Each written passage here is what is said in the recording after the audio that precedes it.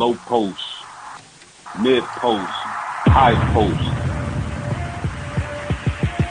post-game sports.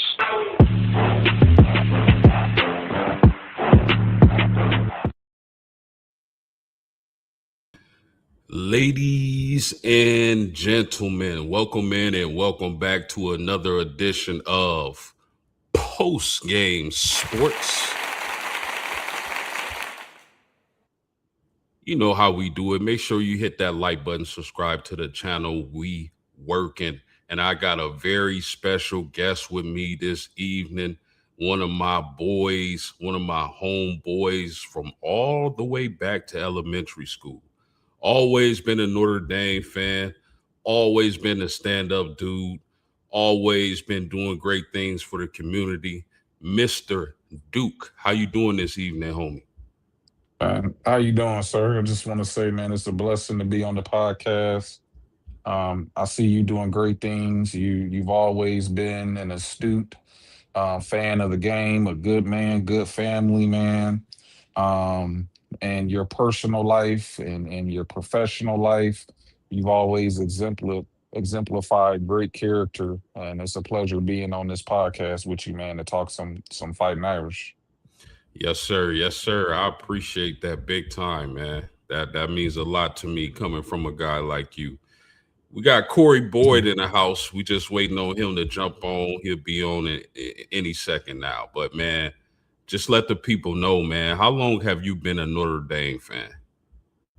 Man, I've been a Notre Dame fan since I can remember, growing up on campus.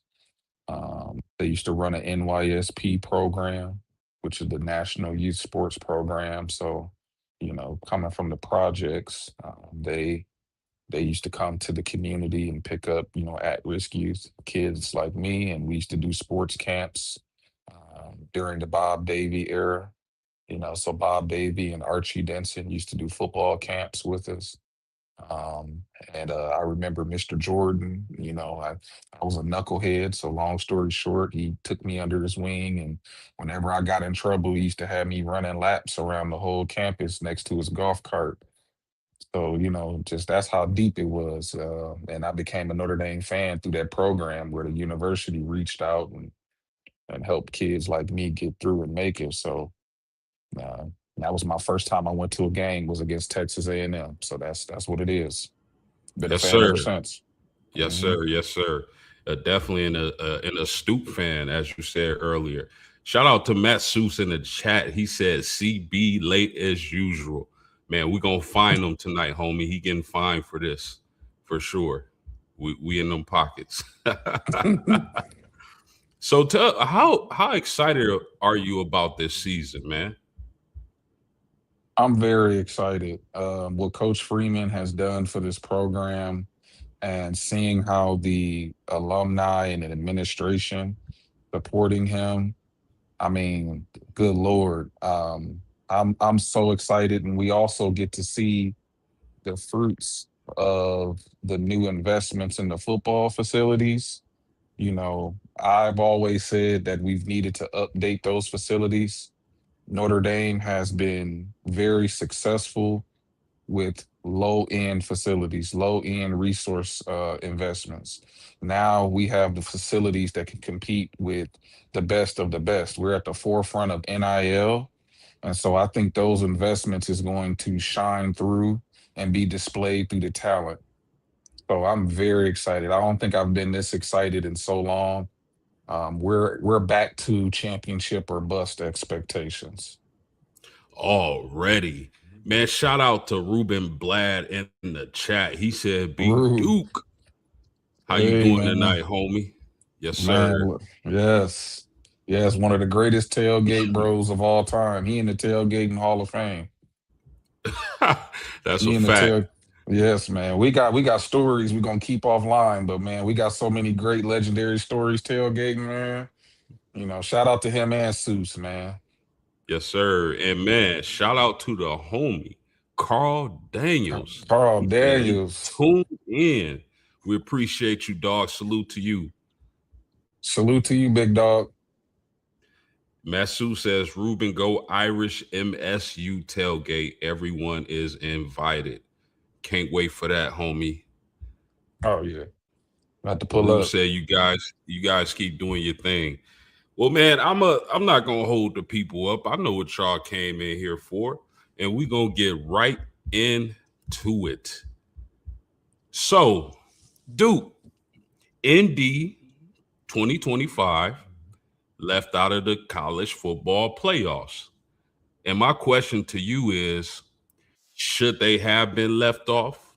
And will this put a hold on, man?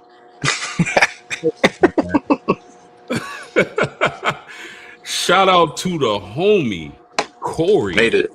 Boy, what it do, man? Not much, man. Just busy day. So I apologize. Yeah. No apologies needed, You man. good, We bro? just happy that you all here. And Mm. listen, if they invited me to a debate team and I got to bring two other Notre Dame fans with me, this is the debate team right here. Straight up, we not losing to no We other not fan base. we not taking no Nah. L's, man. Nah. Mm-mm. Corey, man. I'm so excited to see y'all. This is so dope. We got the homies in the chat. We got Ruben Blad. We got Matt Seuss. It's for We the got killer Carl, bees. the Killer Bee. we got Carl Daniels. Oh my goodness, man. We got the Chicks Dig the Irish. Salute to you, homie. I watched your live earlier. I appreciate you being here, my man. But I mean, I wanted to get right into it, if that's okay with y'all. And I'm gonna start with you on this, Duke. So we're gonna pick up where we left off at. 2025, the Irish left out of the playoffs. And my question to you, Duke, is should they have been left out? And will this put a chip on their shoulder? Um, Absolutely, we should not have been left out of the playoffs. When you have a situation where, of course, you got the two G5 schools that's automatically in, I feel like the media tried to backdoor and cancel Notre Dame out for financial reasons with them and the NIL and being an independent. It was all politics. When you look at Alabama's resume and how they've lost so many games, and then you see how they get held to what -2 yards rushing in the SEC championship, they got completely dominated in their championship game. They tried to make it seem like it was us versus Miami of getting in when really it should have been between us and Alabama. And I mean, when you have guys like Urban Meyer and Nick Saban, when you got guys like that that's saying we should have been in, you can't tell me we was not one of the best 12 teams in the country. And so we absolutely got robbed. We should have been in, and I think we're gonna make everyone pay for that. No doubt about that, man. Shout out to Ruben back in the chat. He said, gotta leave no doubt that they name a starter at RB. I think it's gonna be Aeneas, but we Mm-hmm. gonna get to the running backs. Hold that thought, Rube. Shout out to man, I don't even want to butcher your name, sir, but how you doing tonight? CB, same question, my man. Should Notre Dame have been in the playoffs in 2025, and will this put a chip on their shoulder? 100%. They shouldn't have. They shouldn't have been left out.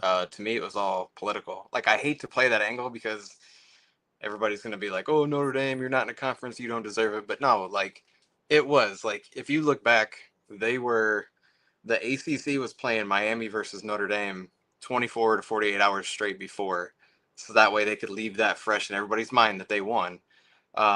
But I'll just to kind of go off of what Brandon said. They, I kind of knew I knew something was up when Alabama like should have lost to Auburn. Like once I saw that they beat Auburn, I was like, I got a bad feeling about this because I was like, if Alabama loses, I'm not worried at all.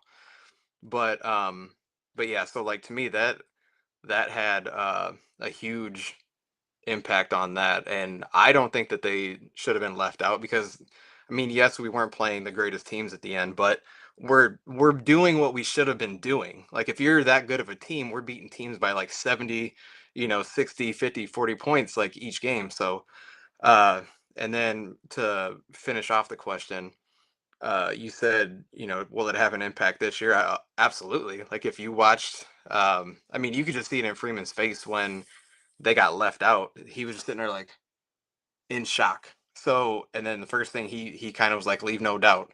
And like, that's all I've heard since then. So, I think they're going to have a massive chip on their shoulder. Their schedule calls for like belt to ass every game, so it should be that way. But we'll get to that later. Yes, indeed. Yes, indeed. Those are some great takes, fellas. I definitely believe Notre Dame should have been in. Look, yes, we lost to A&M and Miami the first 2 games of the year. The two best teams on the schedule, no doubt about that. But we lost those games by a combined 4 points. Definitely shouldn't have lost to A&M. I think they blew a call. We blew a field goal kick or an extra point. The holding at the end. Oh my goodness. So, but then they run off 10 straight. And I don't care what level of football you're on. I don't care who it is. 10 straight wins in that fashion is impressive as hell. Absolutely.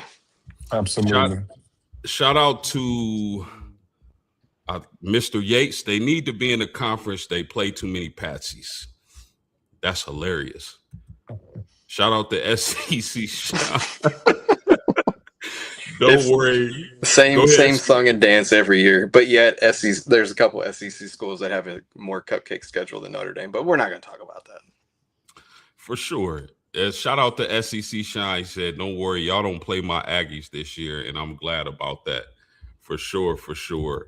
And then Chicks dig the Irish. Besides starting off 0-2, what screwed Notre Dame is Oklahoma beating Alabama in the regular season. They got both of them in, plus the ACC not sending Miami to the conference championship game. I can dig that. They were third in their conference, but yet they want to bang this going. You need to be in a conference. You need to be in a conference. But yet the third place team made the playoff in their conference. I mean, they completely undermined the importance of having a conference in the first place. And to expound on that further, it boils down to jealousy.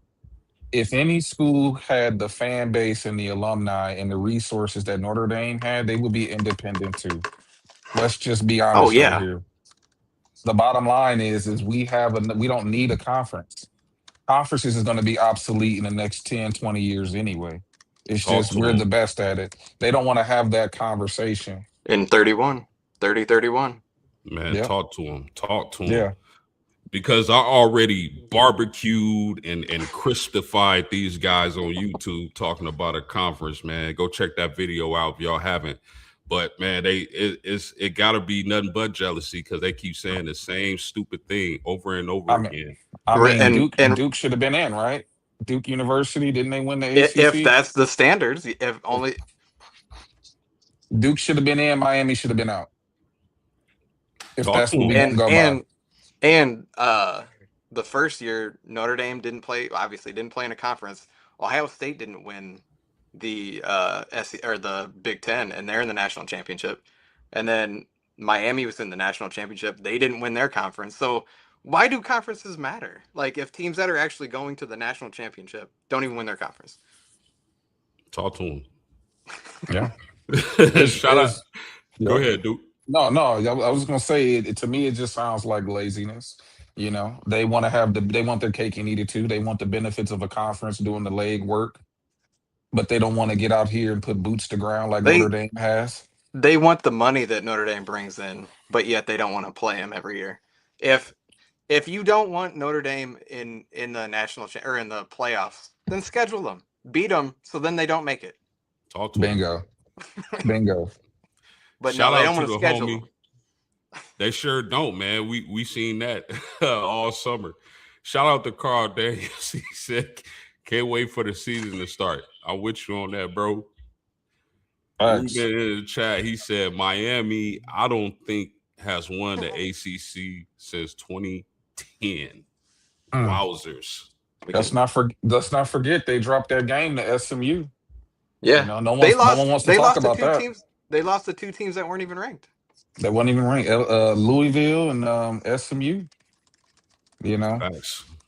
Facts. but God forbid we have SMU on our schedule, and I guess that's a cupcake. Yeah, They beat the runner up, for the national championship. So pick and choose. What is it going to be? yeah. Crazy. It's whatever narrative fits. It's whatever fits their narrative. All facts, man. Thank y'all for tuning in. Make sure y'all hit that like button and subscribe to the channel. So let's move on to our coach, because I remember talking to the both of y'all when Marcus Freeman was hired, and everybody was pumped about it. We all thought they made the right move. I'm so happy they didn't pick Luke Fickell, as he's been struggling at Wisconsin as of late. And we got them the first game of the season, but we'll get to that. So, Hey, CB, I'm gonna real start with quick, you. real Yeah. quick to go off of Ruben. Yeah. Miami has never won the ACC title. Whoa. That's what I'm just fact checking it. They joined in 04. Their closest opportunity was in 25. It says they went 10-2 in the regular season, but missed the ACC championship playoff game on a tiebreaker. So the answer is no. Unbelievable. Their last championship was 2001 when they won the Big East.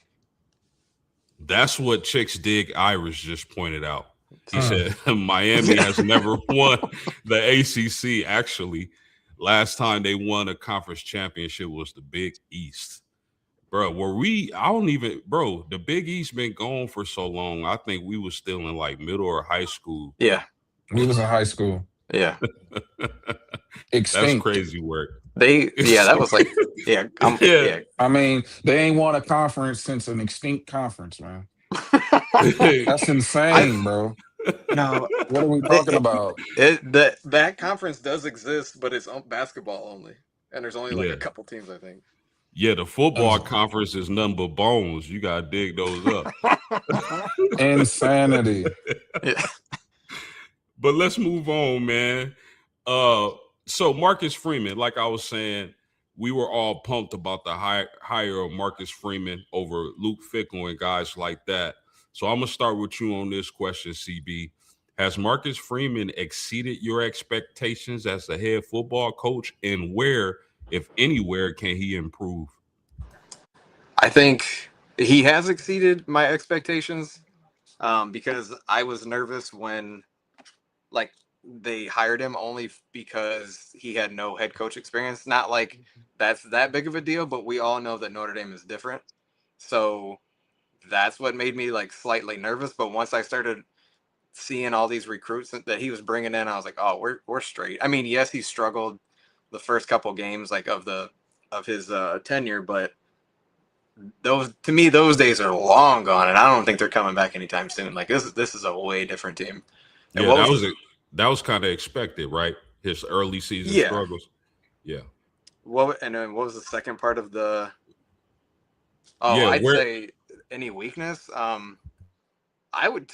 don't even want to say it's like really a weakness. To me, it's just getting over the hump of winning a national championship. Like you've gotten a taste of it. Let's get a national championship and then just keep rolling from there. 100%.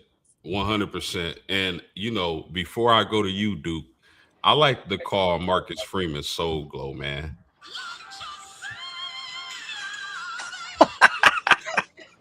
I like to call Freeman Soul Glow. Shout out to Coach Freeman. So, Duke. Yes, sir. Has Marcus Freeman exceeded your expectations? And where do you think, if any, he needs to improve? First question, I'm going to say he's exactly where I anticipated him to be. Anyone that knows me know the day that he walked into that locker room when he accepted the job and those players hugged him, I knew we were eventually going to be successful. Marcus Freeman came at the perfect time where we needed someone who was more tailored to the direction NIL, a lot of the media and marketing and the money. He's perfect. He's the perfect recipe for what we need to do moving into the future. So I knew he was going to do all of this. Anybody that knows me know that I've been Marcus Freeman since day one. If I had to say an area of improvement, I think the only thing left for him to improve is the ground roots recruiting at that boundary receiver position. Um, we need to be able to improve recruiting that particular type of receiver. We went to the portal, got the Malachi Fields, got the Bo Collins and stuff. We went to the portal to get the Quincy Porter. Now we need to start getting some of those kinds of guys in recruiting. We're good at getting the shorter guy, the explosive guy, but we need that boundary guy to come in that can dominate, maybe like a 5 star, because we're getting 5 stars at every other position group. That's the only critique if I'm pulling, picking hairs or whatnot. Yeah. So yeah. 100%. I agree with y'all. And like I said, I was ecstatic when Freeman was hired. I knew he would be successful. I think y'all both had that same feeling. But I want to see him dominate the month of September because let's face it, fellas, he's had some ugly losses in the month of September, even at home. I think he's going to get over that hump this season. That remains to be seen. And just winning the national championship. I think that's all that's left to do for Marcus Freeman in his career at Notre Dame. I'm hoping he stays until 2040 and gets a statue and all that, gets multiple championships, brings multiple championships to Notre Dame. But I think so far, all he has to do is prove he can keep his team focused and not be upset early in September and ultimately get us that national championship. Any closing thoughts on this? Real quick, I want to add that I totally agree with you, but I no longer have that concern because based on what I can remember, this is the first time where he's coming into the season already stable at the quarterback position. When you Facts. look at when Riley Leonard came in, I think he was injured most of the offseason. And so he Hmm. had some catching up to do on the fly. So we started off slow with that. Last year, CJ Carr, first game ever at Miami, night game, as a freshman, and then turn around and play a good Texas A&M team. That's kind of difficult. You go before that, you got the Drew Pines and the Buckners. He never really had true stability at the quarterback position starting the season. And so it's going to be, I think that's going to be corrected going into this season. He did have Hartman. I think that was Yeah, his first year, Hartman. Yeah, but I don't think the receivers were that good. Like yeah. it. That's why I think he got rid of the guy from Clemson. I can't Chancey Stuckey because you'd see Hartman just like holding the ball and you're like, come on man, let it rip. But then you watch tape and you're like, these dudes ain't open. They're not Yeah. getting open. Yeah, y'all bring us Yeah. some really great points, man. And again, that's a great segue for the next topic because we're gonna get into these quarterbacks at the University of Notre Dame. And y'all see I got the depth chart pulled up on the screen for y'all to view. So, and I'm gonna start with you on this question, Duke. What are your expectations for CJ Carr? Second year under Mike Denbrock. He got that experience as a starter last season. What are your expectations for QB1 this year? Definitely in the Heisman Trophy conversation.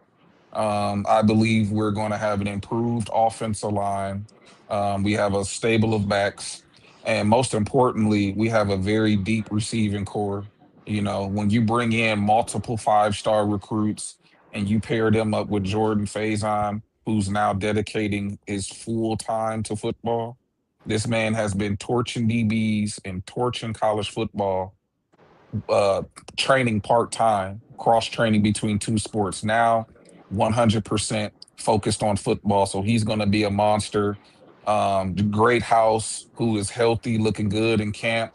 He has a plethora of weapons, elite offensive line. I'm excited about Ian Premer, who Denbrock referred to as a freak of nature. Our offense coordinator Denbrock don't give compliments that often. He very rarely gives compliments.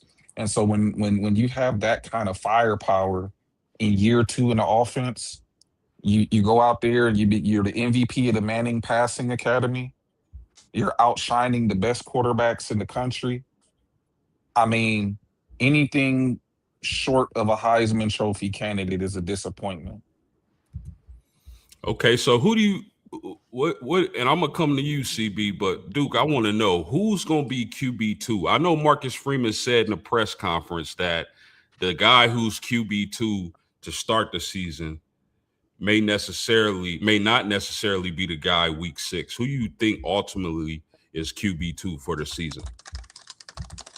That's tough. I'm I would have to say, is it Gerard? I think right now he's probably going to be in the lead due to seniority.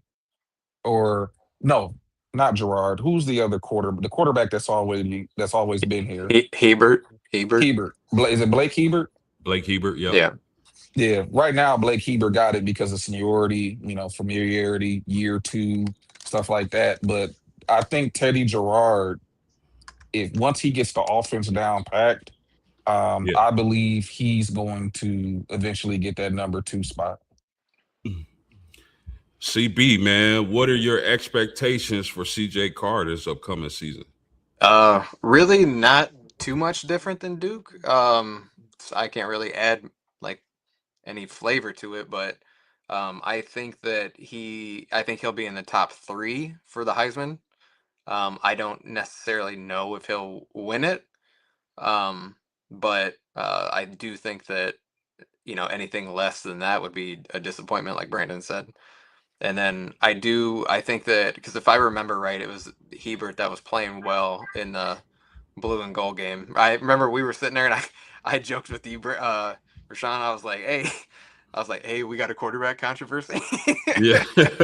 but he was playing well. Like I obviously it was a joke, but like yeah, I thought he played well. To me, he looked like a big version of Aaron Rodgers. Just the way, like his release, like he looked a lot like Aaron Rodgers to me. Ooh, that's a very good breakdown, man. I expect fireworks from CJ Carr this upcoming season. And simply it's like y'all said, like when was the last time we had a returning starter at quarterback? Second year under Mike Denbrock. Is it Ian Book? It's been that long? Like really? I think so. And it Yep. should. I think this is the first time Marcus. I think one of y'all said it. This is the first time Marcus Freeman has ever had a returning starter at Mm-hmm. quarterback Mhm. and a homegrown quarterback at that. So I'm extremely excited. I think CJ Carr is going to barbecue this year. And like Brandon mentioned, him winning MVP at the Manning Passing Academy, like I think that speak volumes. Because you think about all the quarterbacks he was there competing against some of the best quarterbacks in the nation. And you heard the praise from Tom Brady. I believe Tom Brady Oh yeah, last year that's a good said quote. he was the best quarterback in college. So I couldn't be more excited. But let me ask y'all this: if CJ Carr does win the Heisman, what do you think that takes? What kind of season must he have, like statistically? Yeah, I think he would. Anything involved Notre Dame winning anything, you're gonna have to take the leave no doubt approach, because history shows that if they can slight us when it comes to rewards, recruiting rankings or anything of the such, they're going to give it to someone else. For example, I know a lot of people may disagree with me, but I think Manti Te'o should have got the Heisman over Johnny Manziel. So I think CJ Carr is going to have to win emphatically in order to get the Heisman. If there's another quarterback that's neck and neck with him and they're in a conference and you see how they manipulate the networks and the votes, and I could see them snubbing him on the Heisman. He has to be decisive and definitive in winning that award. That's my opinion. No doubt about that. Shout out to Time in the chat, man. Salute to you, homie. I appreciate you being here. Corey, any thoughts on that? No, no, I'm just kidding. No, like, no, I think that he will have to. I don't want to say Tim Tebow or Joe Burrow it, but it's got to be something wild. But the only thing is just being realistic. Like I don't know like other I haven't seen Porter and Milan Graham like play other than the spring game, but like he's got to have good weapons around him too to help get these numbers because he's not going to run. He's not a running quarterback. So that's to me the only thing that might damper some of his numbers. Like obviously like somebody like Cam Newton or Johnny Manziel, they could rush and they can pass, and that really helps out. But he's gonna have to light it up. And like I said, obviously they are 5 stars and they should be really good, but let's see. Like I'm excited to see like what they do. Yeah, definitely. Me too, man.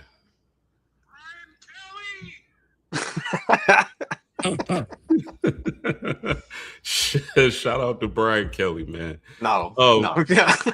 No shots out to Brian Kelly, then. Take man. it back. Take it back. I'll take it back. Shout out to Marcus Freeman. Seuss in the chat, he said we need Greyhouse to stay healthy. That's interesting because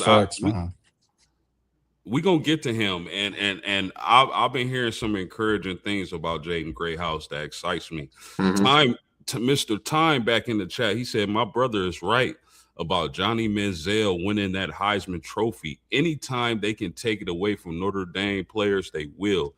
National media will. I agree with that. And Time said battling Notre Dame players has to be outstanding in order to win that Heisman. So let me ask y'all, when it comes to CJ Carr, like what do you think? What's a number when you think about touchdown passes, yards? What kind of numbers would he need to just blow the voters away and solidify that Heisman Trophy? And real quick, I'm just doing some fact checking. Like, think about when Troy Smith beat out Brady Quinn. Brady Quinn had better numbers than him.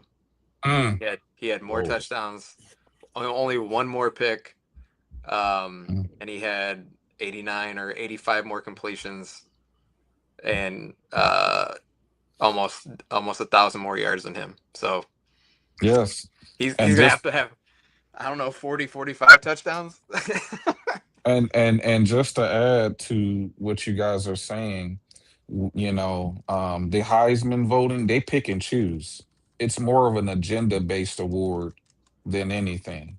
We watched Mendoza winning it last year, but look at his numbers. Yeah. So they pick and choose. I think in order for him to win the Heisman, he gonna have to have one of those touchdown to interception ratios like 40-5 and 5. He gonna have to do something crazy like Joe Burrow. Yeah. I thought if I remember correctly, one of Ian Book's years, he had better stats than Mendoza did last year for winning the national championship. Or not winning the Heisman. Yeah.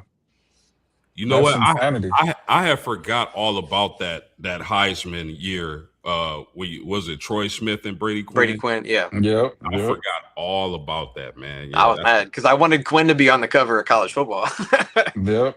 For sure. Hey, shout out to Ruben Blad. He said, man, he's got to go. He's got to. I'm sorry.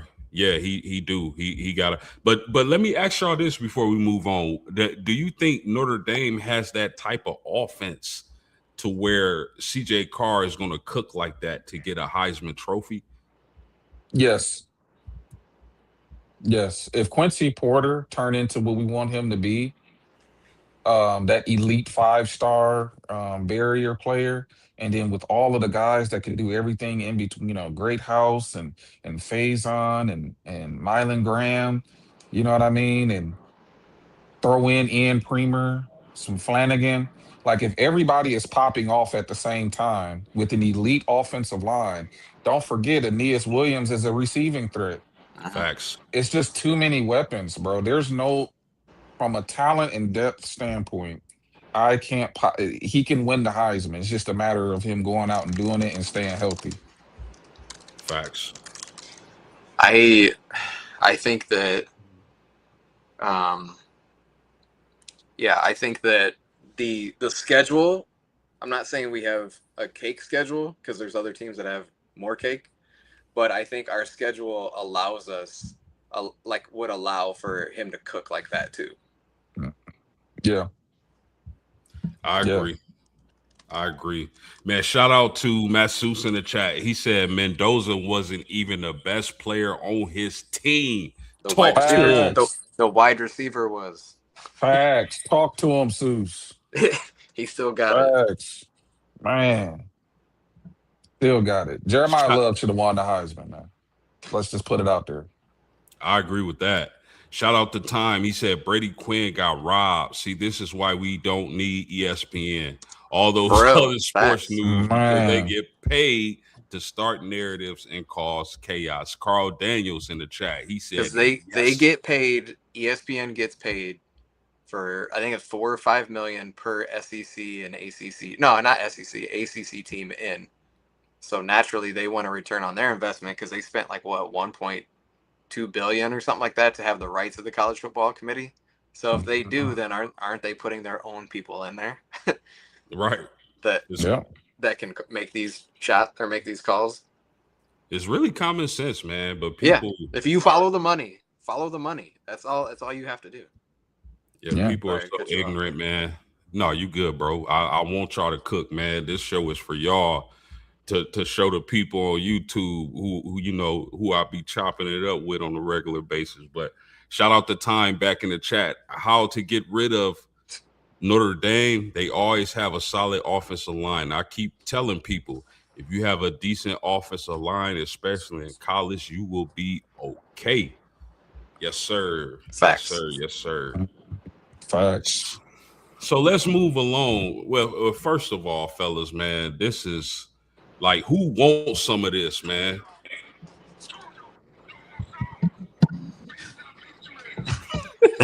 Not USC. who Mm. who wants some of this? Not USC. Who else wants some of Debo?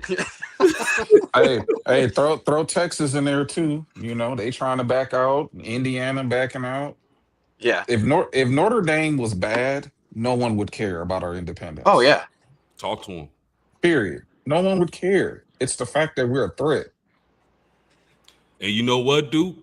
When we finally win that natty, that's what I want to see, man. I want to see everybody's reaction to that, especially opposing fan bases. Because if Man, they y'all going mad now, they mad Oh now. yeah. Wait till Marcus man, Freeman get the natty, man. man, if we get a natty, they gonna do a lockdown. Yeah. They gonna lock down. They're gonna be like, hey, we gotta. Mm-mm. They don't want that to happen.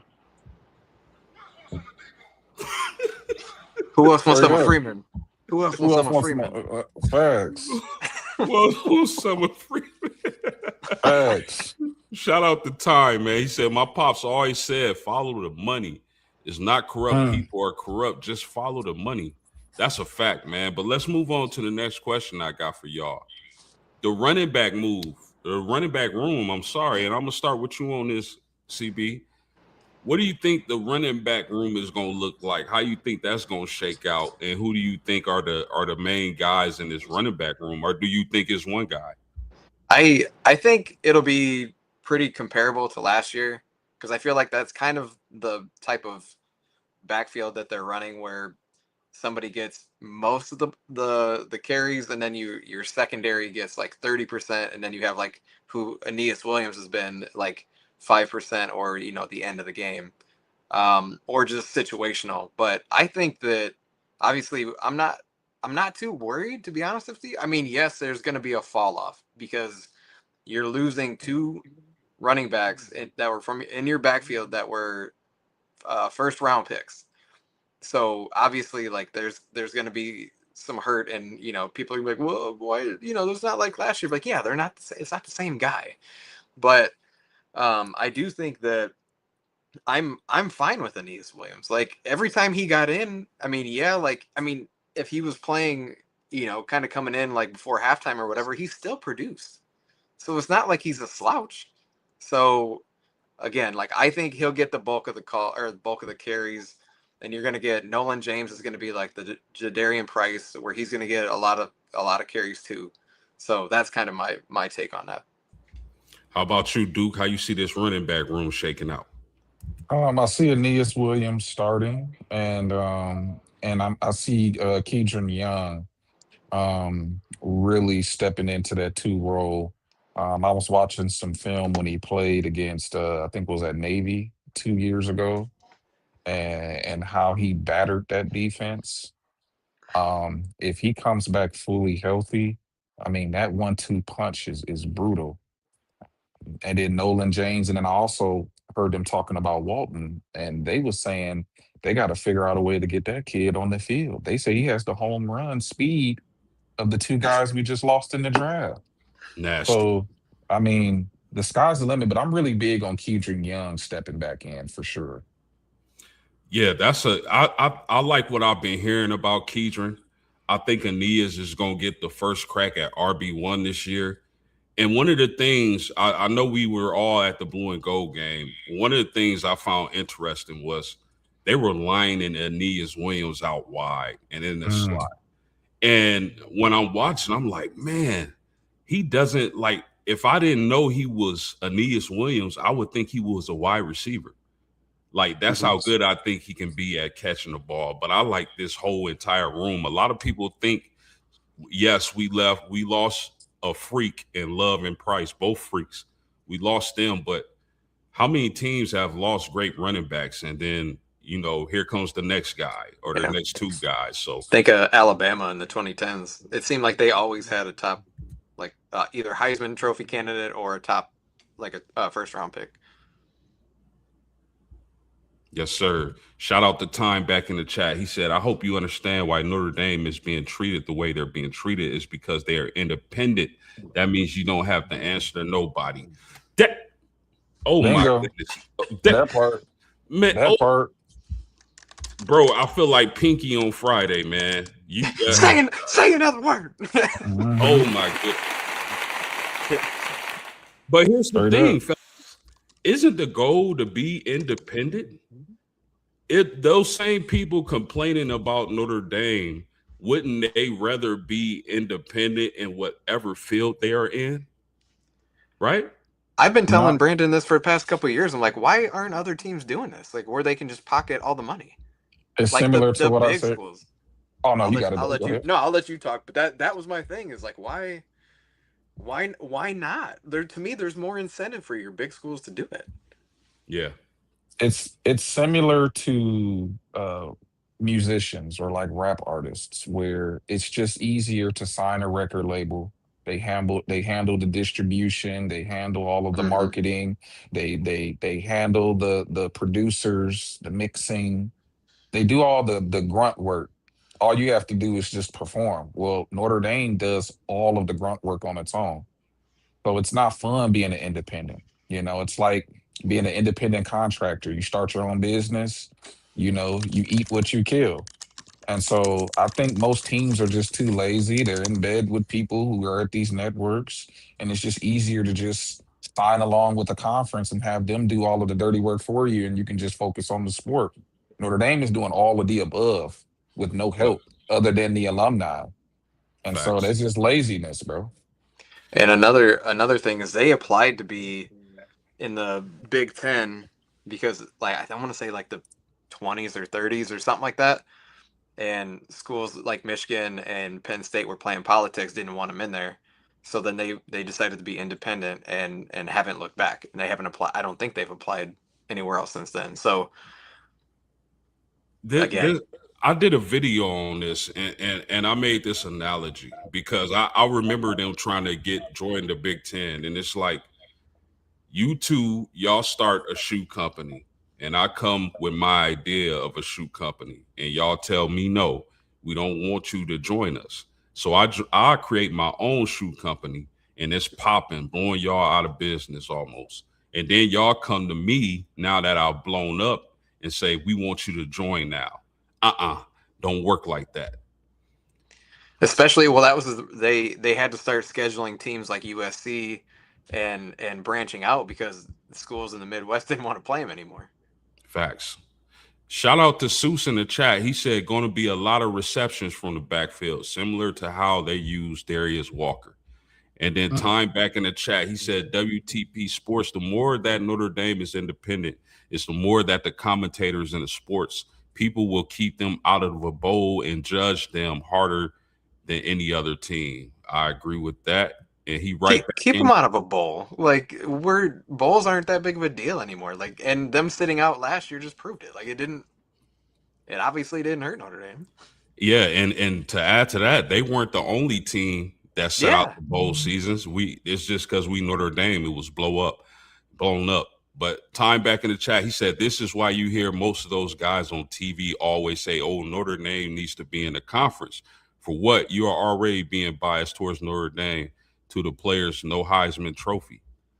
And he said, I think Williams is going to surprise people, and the two other backup guys they got. Just keep an eye on Notre Dame. I'll always keep my eye on Notre Dame. That's a fact. That's a fact. Let's move on, fellas. The wide receiver room, and I'm gonna start with you on this, Duke. Who do you think the guy's gonna be? Like, if CJ Carr had a guy who's gonna be his favorite target out of that wide receiver room, who's that gonna be? I think Jordan Faison. I think he already has a rapport with him. And, like stated earlier, he's now he's playing football full time. So I think he's going to further unlock his true potential, like Coach Freeman says. And I think he's going to be his favorite target starting off. And then as the season progresses, I think he's going to naturally branch out and hit some of the other guys that develop along the way. But starting off, Jordan Faison, because he already has a rapport with him. Is there a guy you think that's going to break out from that room? This is going to sound strange, but I'm going to say Greathouse. If Greathouse stay healthy, I think he only had like 4 receptions last year for like 70-something yards, and then he got hurt. Greathouse has shown us when he's fully healthy and locked in, look what he did in the playoff run. And so I think with him coming, I think he's going to probably emerge a favorite as well. Saying right to you, CB, who's the guy who you think is going to be CJ Carr's favorite target? I hate I hate to do it, but again, I do agree that it's Jordan Faison. Again, he's played with him, 49 receptions, 640 yards last year. And like you said, he dedicated most of his time to football now. Not like it probably made that big of a difference, but I think that it like you kind of noticed it last year as time went on. He started throwing more to Malachi Fields toward the end. Yeah. And the guy from Wisconsin, I can't think of his name, but he started hitting those guys more. So I think Brandon was right on target with Faison starting off. But I think Micah Gilbert will be the surprise this year. From what I've been reading, that he's had one of the best like springs and summers. Yeah, Will Pauling. Thank you for that, Yeah. Drunk Vigo. Will Pauling right. was a monster. Yes, and Time said it's going to be Cooper Flanagan. Cooper, nice. Yes, sir. Man, that is crazy, man. Are you not entertained, people?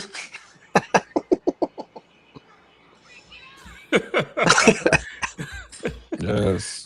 Bro, so wide receivers is crazy because I know we got some shiny new toys from Ohio State that Freeman recruited himself to get over to Notre Dame, and I really like those guys. Those guys are super talented. But man, guys, I just keep thinking back to that 2024 national championship run and those plays that Greathouse was making, man, against Penn State and Ohio State. Where's that been? Like, I mean, obviously he was hurt last year, but yeah, he's got the potential to go off. And shout out to Duke, man, because I remember years ago, me and him calling our shots, and he called his shot on Greathouse. I called my shot on, what's the dude's name, man? He disappeared once he left Notre Dame. Rico Flores. Rico Flores. I called my shot on Rico, and it really looked good because that year he led the team in receptions. But then he transfers out, and Greathouse has a run like that. Fellas, I think if Greathouse can stay healthy, which he needs to prove he can, he's going to be a monster. I mean, the man can take over a game. Mm-hmm. Yeah. Like that, to me, if we can just get him in sync with Carr, with an elite passer, more time in system, he looks stronger. He looks more explosive from the tape I've been watching in camp. I mean, He's one of those guys. He has that Klay Thompson, uh, 37 points in a quarter type of ability where he'll just take over. I mean, I think his first spring game, didn't he have like 11 receptions, like 100 yards? Was that Hartman that was throwing it to him as a true freshman, like from Texas? He was already mature. Yeah. Greathouse is my guy if he stay healthy. Yeah, no doubt about that. Shout out to Time back in the chat. He said, "Hey guys, keep an eye out for Jonas Walton." Yes, sir. Yes, sir. A lot of good news coming out of camp about Jonas. That's a really good one. And Rube said, "I'm hyped up." Yes, sir. We super hyped. We Man, hyped with you, man. We gonna have to take it back to high school and start playing some Little John. You dig? Straight facts. up. Okay, so guys, we've been through the quarterback position, running back, wide outs, and not tight ends, but let's get to the tight ends. And I'm gonna start with you on this here, Duke or CB. My bad, I forgot the order. But who's gonna be the guy or guys in the tight end room? Flanagan and Flanagan. I think these dudes are gonna pop off. Like he said in the chat, keep an eye on him because we always go to tight ends, and Carr wasn't shy about going to tight end last year. So we're still tight end you. We're still gonna be tight end you. 100%. Duke, what you got on the tight end room, homie? I'm really big on Ian Premier. You know, when our offensive coordinator says that he's a freak of nature and he's already, dominating reps and doing things like that, it's just hard for me to not be focused on him. I think it's going to be similar to the Michael Mayer and Tommy Tremble 1-2 punch. I think Flanagan, because he's such a great blocker. He can seal the edge. He's going to help out with the run game, and he also can receive. And then, boom, you got that elite playmaker Ian Premier. That 1-2 punch. I'm really liking them too. What you got, CB? Or you already went? Yeah. I'm sorry. No, you're good. I like the Flanagans. I love the Flanagans. I think they're gonna make a lot of plays. But we forgot about Ty Washington. I think Ty Washington is gonna mix in there and make a few plays too. But I think once we get further and further along the season, I think Ian Primer is just gonna take over, man. That's the number one tight end in the nation. That guy, it was comparisons to him and Brock Bowers, bro. Like, Yes. really. Did you see his basketball film? I saw him on YouTube dunking on people, bro. I saw the nuts. light, man. I'm like, what? I just, man, I don't see how you keep a talent like that off the field, man. I just don't see it.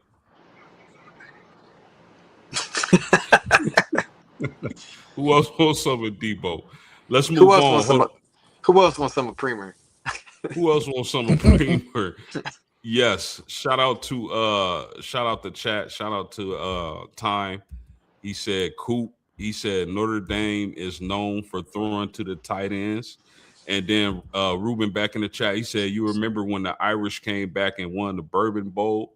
Yes, indeed. I do.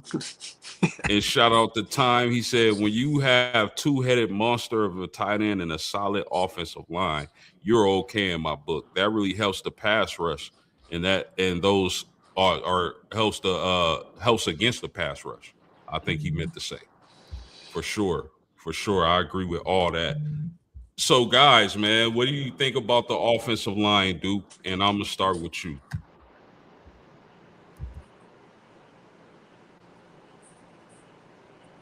He's stunned. Did he?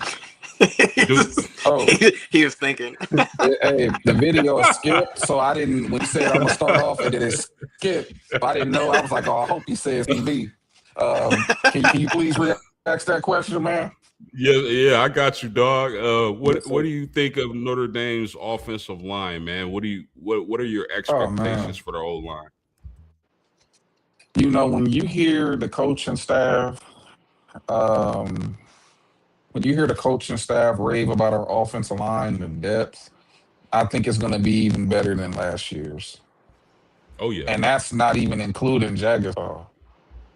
And so they're saying Anthony Knack, he's drawing comparisons to Zach Martin at the guard position. wow. It can't get any better than that. I'm very excited about Will Black at the left tackle position. Gilby Lambert at the right tackle position. You got two elite 5-star bookends, both 6'7", 6'8". I mean, this is I'm so ready for the season to start. Let me let CB cook, man, because I'm hyped right now. It's No, crazy. I mean, I don't really have much to say other than I think they should be one of the top 10 offensive lines in the country. Um, I mean, well, as long as they can stay healthy, that goes for every position. As long as we can stay healthy, because it's a long season, we should be barbecuing everybody. But I Yeah. I do think that I don't have like the deep knowledge like Brandon does on this, but on paper, I think that they do have one of the top 10 lines in the nation. Yeah, I think they're going to have a top three offensive line in the nation. I For think they'll sure. be in the top three. Yeah, and you know what's so crazy about this offensive line? It's mega talented, and their best offensive lineman may not even play this year. That's the crazy. They saying Jaggers. They think of Jagasaw with the names of the top offensive linemen that's come through Notre Dame in the last 20 years. That's how high they think of Charles Jagasaw. Uh, Shout out to Time in the chat. He said Notre Dame always have a solid offensive line. Always, already. He said, and they don't have any seniors. They have all young offensive linemen this year. Notre Dame always have a solid offensive lineman. And then he said, uh, that's crazy if their best offensive lineman is not playing. Yeah, man. I mean, Charles Jagasaw. Look at that Penn State game back in 24 in the playoffs. You Mm. remember how Notre Dame's offense couldn't do anything in the first half? Then they insert Charles Jagasaw in the second half, and all of a sudden, Love is running through holes, giant holes. Price is running through giant holes, Aeneas Williams. So that dude's a difference maker. And I'm only thing I can hope is that he gets himself healthy and back to where he can play football, man, because that dude is an absolute stud. Mhm. Any closing thoughts on the O line, fellas? We just have an embarrassment of riches on that offensive line. Even though we've historically been great on the line, it's even crazier that I think we're even better than Yeah, historic. I would That's agree the to that. crazy part. I mean, we have literally almost all 5 stars across the board. Yeah, What other team can say that? yeah. You got anything else on the O line, CB? Nah, I'm good.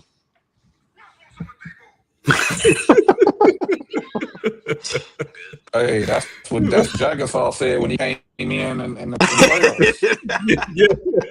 Man, as soon as he said, "Who wants more Debo?" Hey, he said that to Abdul Carter, man.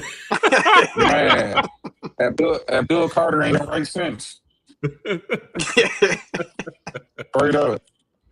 For sure, man. Shout out the Time, man. He said Notre Dame going to be dangerous. They didn't have that many seniors last year on the offense. Let me tell y'all something about Notre Dame's roster, period, and especially on defense as we get into the defensive line, right? All our starters and contributors played in that national championship game run. The whole play, all those guys contributed in that playoff. And all those guys are going to be starters or major contributors this year. I think they returned like 90% of their production, if I'm not mistaken. And I got the stats pulled up. But shout out to Ruben Blad, man. He said it should be a great line. And then artistically incredible. What a name. Says, sup, fellas. How do y'all feel about BYU game? It could be the biggest game for BYU in a long time. We're going to get to the schedule. Stay with us. Stay tuned. Stay locked in. I was ready to go off too. We gonna get into the schedule. I know you ready. I know you itching, but we got to get to these rooms, man. We got to finish out the defensive rooms, and we can get to the schedule. Defensive line. I'm gonna start with you, CB. What do you? We know they win the transfer portal. They got Tion Gray and Francis Brew. I think Francis Brew is gonna be an absolute stud. But what do you make of the defensive line, and how good can they be this upcoming season? I think from what I've read, Francis Brew, they said that he came in and he's already a leader. And then didn't he come to Notre Dame to be with the coach because that dude came from the Colts or something like that? I mean, correct me if I'm wrong. But he wanted to play for that coach. So Charlie Partridge recruited him to Pittsburgh. Yep, that's right. So, but yeah, him and Keon Keeley too. I know he didn't like shine at Alabama, but he's still a big body, man. And if he comes here and puts in the work, I feel like their defensive line is just dumb. Like they're the type of team when you play NCAA, you want to be the end, so because you can just rush because ain't nobody gonna stop them. Yeah, I remember doing that with Freeney and Mathis back in the day in Madden. Carlos Dunlap. Oh man, from Florida, right? Yeah. Yes, sir. Yes, sir. Duke, what you got on the D line? What's your expectations, man? How good can they be? Out of every position group, I'm most excited about the D line. You can't win a national championship without a dominant D line. When you do your homework, you'll see the Georgia teams, the Alabama teams, often the teams that's having multiple first round picks on the D line. And if we can unlock, Boubacar is already headed to the first round. All he has to do is just put in the work. But then you combine Bryce Young and Keon Keeley in the rotation with Anya and Riwu, we have monsters. Monsters. Our twos and threes are monsters. And then when you hear reports about a freshmen coming in, taking over reps and making impact plays, I'm so excited about the defensive line is probably going to be the reason we win a national championship outside of CJ Carr. Facts. Shout out to Time. He said, I believe that defense is going to be flying. Notre Dame's defense is going to be flying around 1,000%. That defense, I mean, again, all that those guys were making plays throughout the playoffs in 2024 and in the national championship. This is their team now. They were asked to step up young. A lot of those guys, first, second year players back then. This is their team. Think about all the experience they have through the years, making it to the national championship, being left out the playoffs after running off 10 straight. Bro, this defense is going to be super scary. Rube said, I thought Freeman said he would be back on the line. Who you talking about, bro? Let us know who you talking about. Y'all got anything else on the defensive line? No, it's going to be stupid. Nah, man. I think we have multiple first rounders in rotation. I think we're gonna be great. Ooh-wee. Hey, when was the last time we had a first rounder on the D line? Ooh, man. I'll look that up. Bryant Young. Bro, are you kidding me? Corey Minor. Yeah, Was it Tuck? Tuck was like, you said first rounder. You said first round. I don't know if he was he first round?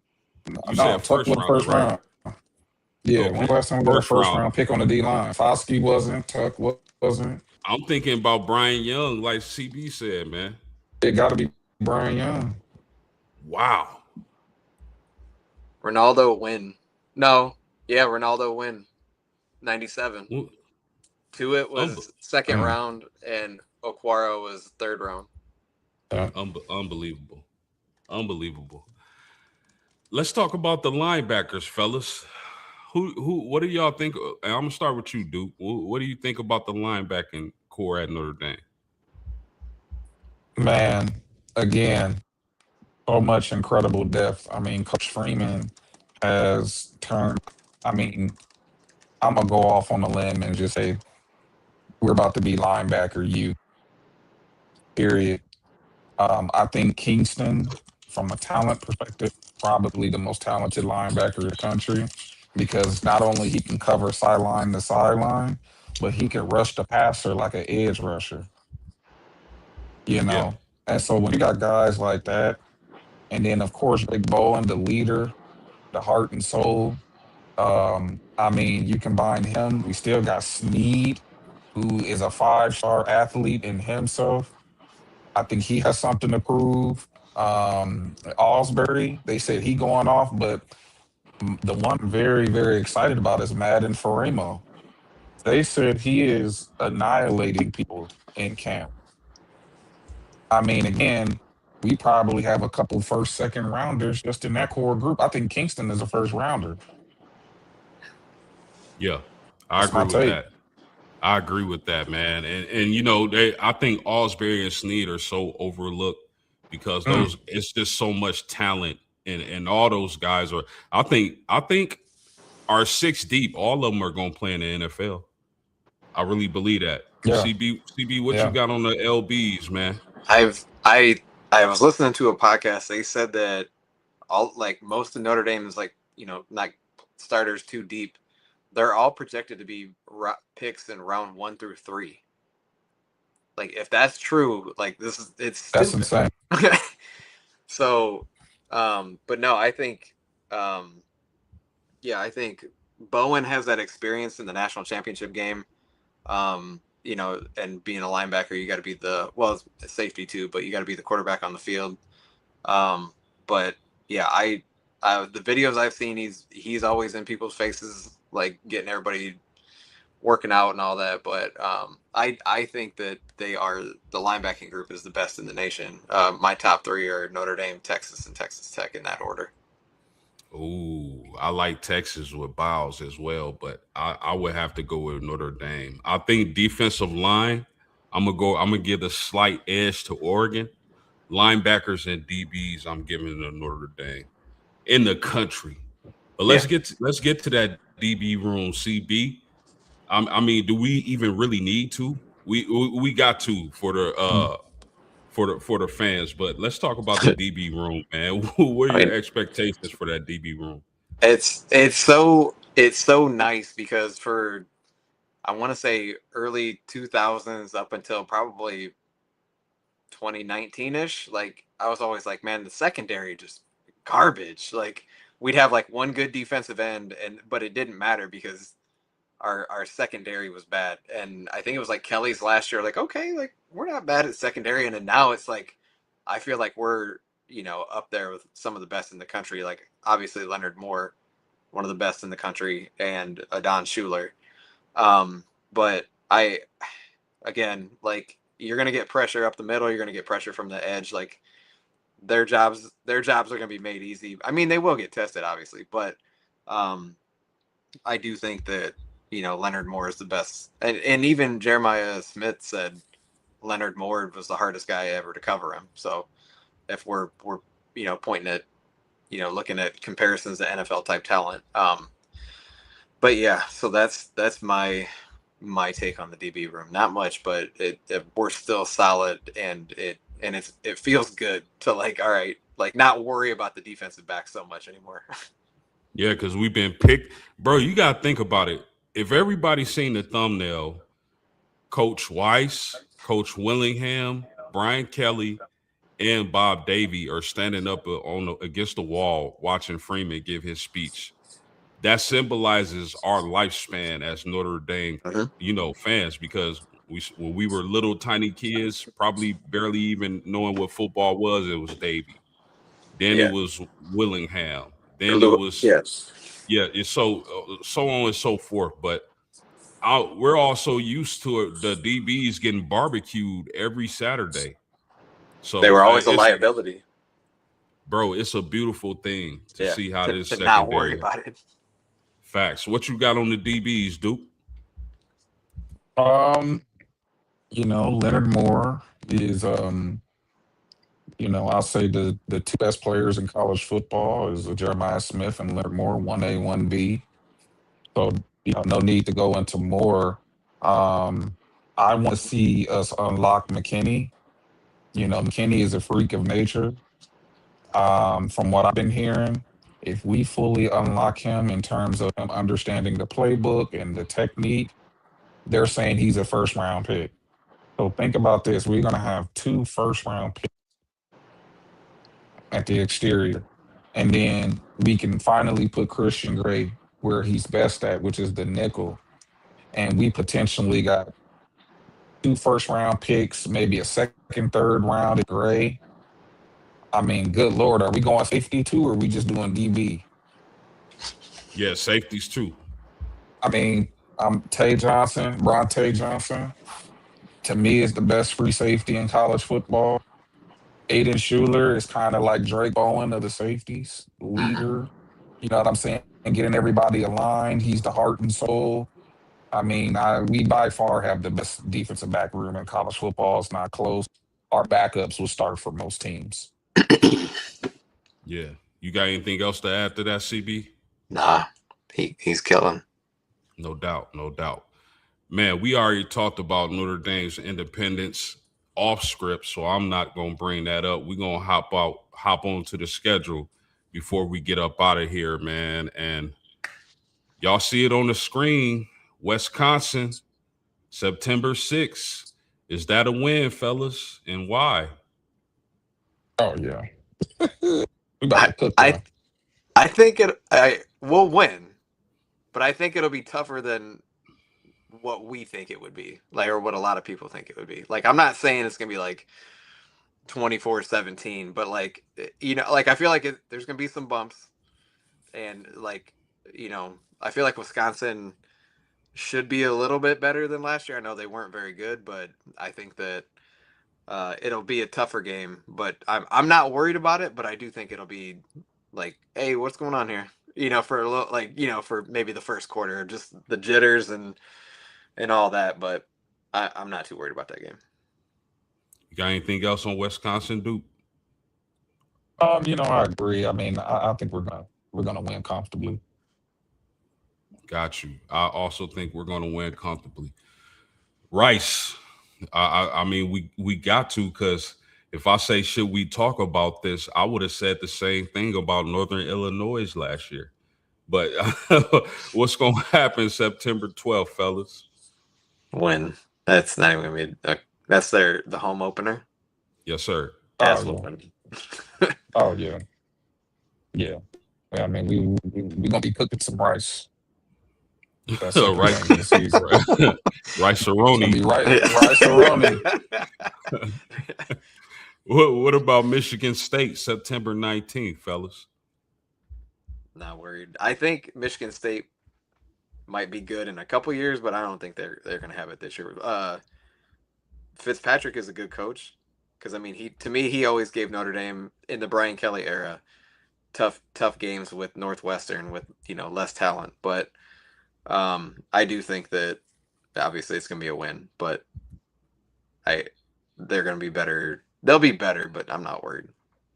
Yeah, facts time. I agree. So at Purdue, anything to see here? 60-0. I got six. You can start. Go ahead.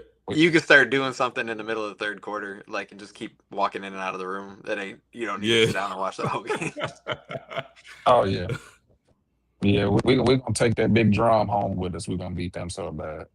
Yeah, man. That stadium gonna be bare. Or all Notre Dame fans. Yeah. So at NC, man, they traveled to Chapel Hill on my daughter's birthday, October 3rd. Bill Belichick got anything? No, No. not enough talent. Funeral music. Yeah. Yeah. They're an embarrassment. No. Yeah. I haven't really paid much attention to them. I mean, I think if the only reason this game is close is because Bill Belichick's got something up his sleeve, but I think talent's gonna take over in that game. For sure. Stanford, October 10th. Win. Man, When now easy. this. Go ahead. Go ahead, dude. Oh You no, I said was saying easy money, easy money. He easy hates money. Stanford. No. Stanford was playing a little dirty last year, that last Yeah. game of the season. So Yeah, man. I hope they It's barbecue their ass too. Man, real quick, when like, he put that knee in Love's ribs, man. yeah, because I was hoping he was gonna go off for like 300 yards and win the Heisman, and then he Yeah, did that, and I'm like, he ain't even yeah, gonna play. yeah, But it's crazy to like go back to like thinking about like when Stanford had Shaw and Harbaugh, like how yep. good they were, and like you look at it now and like they barely look like they put 100 people in stands. It's wild. Bro, this is why I can't stand these idiots who just say, oh, Notre Dame has a soft schedule. Bro, look at these teams. There was a point where the majority of these teams on this schedule were elite, and they probably were elite when they made this damn Yeah. schedule. Uh-uh. But October 17th, fellas, now this is where the competition rises, because me personally, I think BYU is going to win the Big 12 this year. So Notre Dame travels to Provo to play BYU. We got this game because USC snaked their way out of the schedule.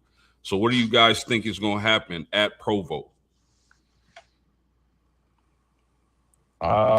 I trust Marcus Freeman in big games. I think back to the Texas A&M game a couple of years ago, hostile territory, night game. This is where Freeman shines. We're going to be mentally tough as long as we're healthy and CJ Carr is upright. I think the game is going to be too big for BYU. We about to stimulate their economy.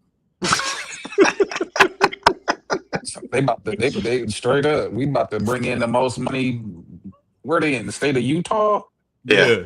Yeah. Yeah, everybody gonna know where BYU play at because we about to play them. Yeah. So we giving them a stimulus package. Be ready for that game. I say dub. I don't know. Like I'm not worried about BYU. Like Mhm. I don't think their quarterback is that good. Like I'm watching him play, like he's more of like a running back that can pass. I don't Is know, it and Backfire? that's a Is very it, small sample size that I saw. So if I could be completely wrong, but I was just like, what?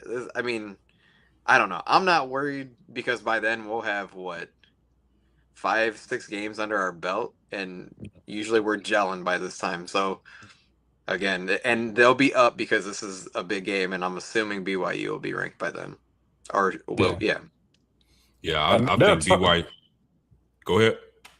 Oh no, my bad, bro. No, they're a tough team. So I don't want to disrespect them. They're gonna play hard, but talent. It goes back to the talent. I mean, their best player, I think, is their run back. I forgot his name, but LJ Martin. LJ Martin. Yeah, he nice, but just like CB said, man, the quarterback is Bachmeyer, right? Is it Yep. Bear Bear, Bachmeyer? yeah, Bear Brockmeyer. Yeah, man. And I don't. they're preseason number 15, BYU. Well, got to Yeah, put them on a resume, man.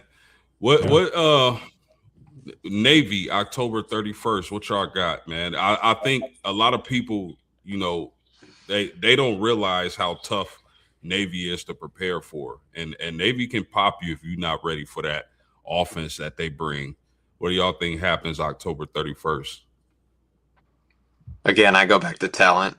I mean, even if it's a tough game, like the Charlie Weiss era and Brian Kelly era, I feel like they used to struggle with Navy because in my mind, I'm like they're not that good, and then we're like, why are we tied going into halftime, or why are we down? But I don't feel that way anymore, and I'm not worried about Navy. They are again, like you said, tough to prepare for, but they're one dimensional. So if you stop the run, you force them to pass. We got the best secondary in the country. Try it. Yeah. As long as we take them serious, it'll be an easy dub. Yeah. It's when we don't. That's when they sneak up on you and beat you. So again, I don't see Marcus Freeman taking his eyes off the prize. I'm with it. How about now? Now this the game everybody waiting on. and preparing for. I heard a lot of people say this might be for the number one overall ranking in the polls come November 7th. This is where our secondary is going to be really tested with Malachi Tony and Cooper Barkate. What do y'all got happening at home against Miami? You got it. Go ahead. I mean, the motivation, all of the banter. One thing, I got to take it back to the excellence of Marcus Freeman. He thrives in these types of moments. All of the chatter, all of the talking. This is probably going to be a career-defining game. It's a legacy game, That's a good point. and yeah, and seeing how he got a team ready for the playoffs a few years ago, big time games like this. To me, this is where Marcus Freeman is most comfortable. And I think the team is going to exude his personality in that game, and we're going to win because we're going to want it more than them because we've been getting disrespected by the Miami fan base since we lost. So I say we win by at least by 14. Whoa. I hope we put up 100 on Miami. Like I hope it's like Stanford, but they just keep the starters in like the whole time. That the way everything ended, and I just didn't think even last year Miami was that good, and then they go to the national championship, and I'm like, all right, this blows my take on it, but I don't think they're as good as last year, but they only beat us by 4, and that was like Carr's first game on the road. Like I hope it's like 10 degrees out, snowing, because them Florida boys are gonna be. You seen when Florida State and anybody else comes up here and they're like, you see them like that. Like I'm not. I'll be honest, I'm not worried about that game. Shout out to Artistically Incredible. He said college game day will probably be there that day. Oh, 1,000,000%. Oh, yeah. For sure. Oh, yeah. Go ahead, CB. I was going to say they have them. They already have that as like on the list of top games of the year. Hey, Time said, what is a stimulus? Man, they about to make so much money off of us being there. They gonna inflate all the prices at the bars, the hotels, the restaurants. They're gonna promote generational wealth. Yes. They're gonna start charging people to use restrooms. They're gonna charge for everything. Yeah. Now here it gets a little tricky because I feel like this is a trap game between Miami and SMU. We got Boston College November 14th. They played us tough last year in the first half, but then we took over in the second. What y'all think about this BC game? I don't see anything really any different. Like the last time they came to Notre Dame, it was you could barely see the players. There's so much snow, and we just belts to ass. So it's like, why? I don't think it's gonna be any different this time. It's gonna be like playing Stanford again. Pretty much. Yeah. And we're gonna be at home this time too. Yep. Yeah. And it's late November. Oh yeah. Another dub. How about SMU? SMU comes to town the following week. Kevin Jennings at quarterback, Rhett Lashley at coach. What do y'all think happens in this game? If there's a trap game, it's this one. If there's a trap game, it's this one.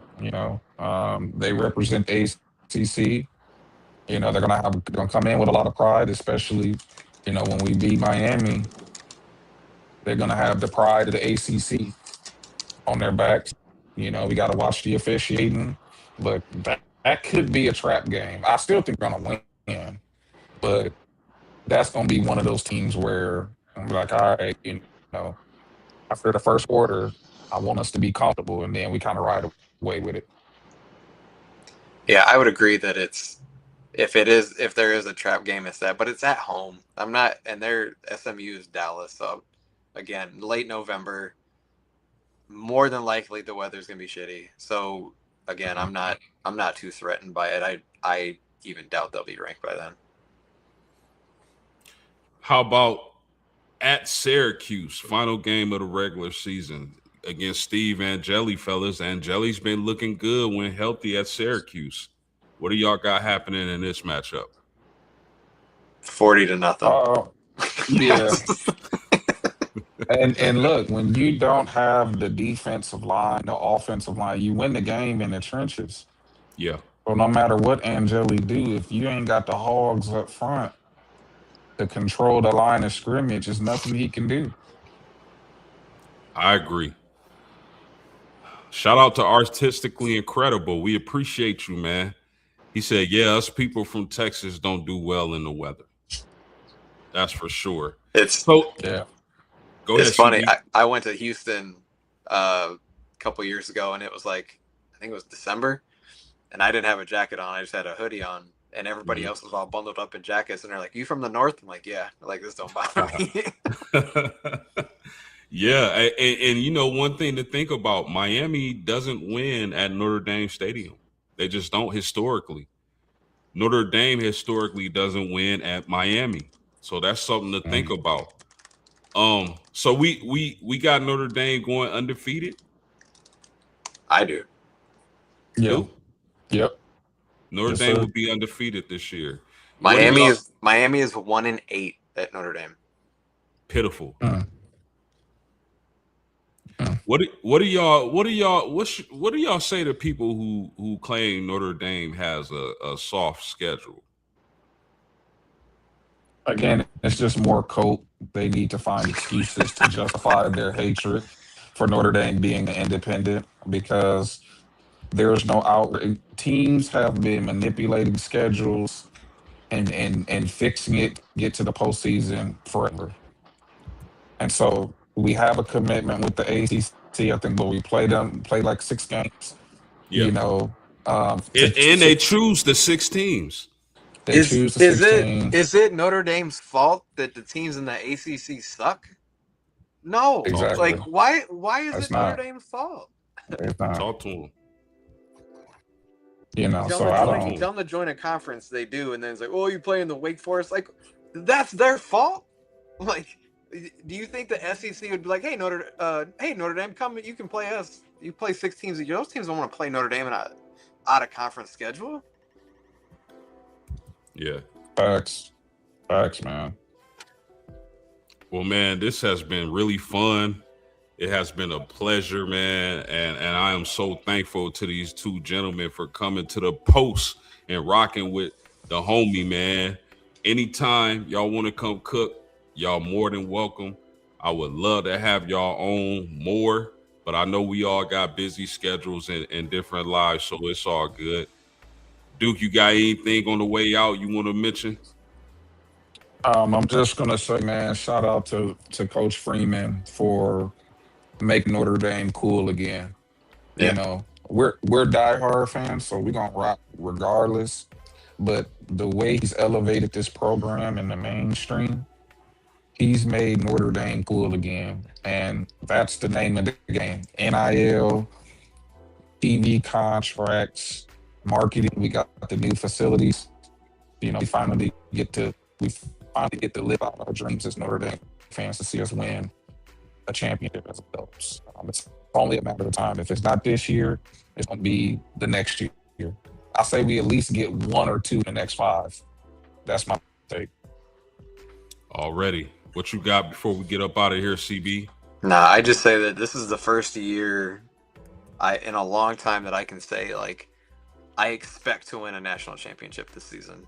Like, in the past, it's always been like, we got a shot, you know, if we play well, or, you know, we don't start slow, or, you know, the Brian Kelly teams show up with, you know, deer in headlights, you know, those type of things. Like, if those things don't happen, we got a shot. But, like, top to bottom, this is the most complete team we've had since I can remember. So I'm just really looking forward to the season. And like I said, I'm not worried about the schedule. Like you said, just win your games and everything will play out the way it's supposed to. Man, I appreciate y'all, but we about to get up out of here. For Duke, for CB, and myself, Postgame Sports, we out of here. Peace. Low post, mid post, high post. Postgame Sports.